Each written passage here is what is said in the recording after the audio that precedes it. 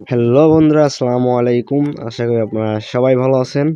তো আমি আজকে মাছ নিয়ে আসলাম কয়টা। তো আজকে 4টা ট্রেতে আমি 2টা ট্রেতে 4টা ভাগ করে দিয়েছি, আর বাকি 2টা বড় বড়। তো ওখানে লাল নীল পানি এটা আমি কিনে আসি, তা পরে শুনলাম নাকি এগুলা খাওয়া কোনো কাজে আসে না, শুধু লবণটুকু কাজে আসে। তো আমি এখন গরম পানি দিয়ে দিচ্ছি অল্প অল্প করে, কারণ এখন শীতের দিন, রাতে পানি প্রচুর ঠান্ডা, তার কারণে আমি এটা অল্প অল্প করে গরম করে এনে দিয়েছি।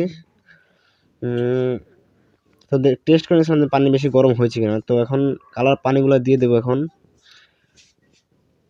তো এটা খুব পরিমাণ মতো দিতে হবে, 1 থেকে 2 ফোঁটা এরকম। পরে লবণ দিয়ে দিচ্ছি।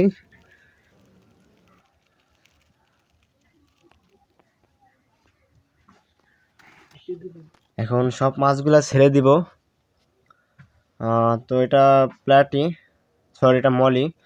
আর আরেকটা পাচ্ছিলাম, ওটা পড়ে গেছিলো পাশে পড়ে, ওটা রাইখে আবার রাখলাম। তারপরে উঠাবো টেটরা।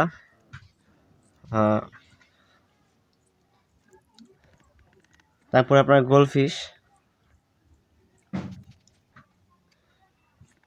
তারপর ওটার মলি আর কি, ঠিক আছে। এটা বাচ্চা দিবে খুব 1 থেকে 1.5 সপ্তাহের মধ্যে বাচ্চা দিয়ে দেবে।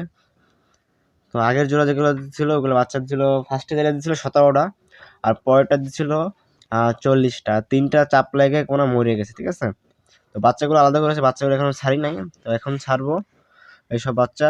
প্রায় 50টার বেশি আছে। তো আমি গুনছিলাম, বাট ধরা সম্ভব হচ্ছে না, কারণ সময়ের ব্যাপার। তার কারণে আমি সবগুলো ঢেলে দিলাম।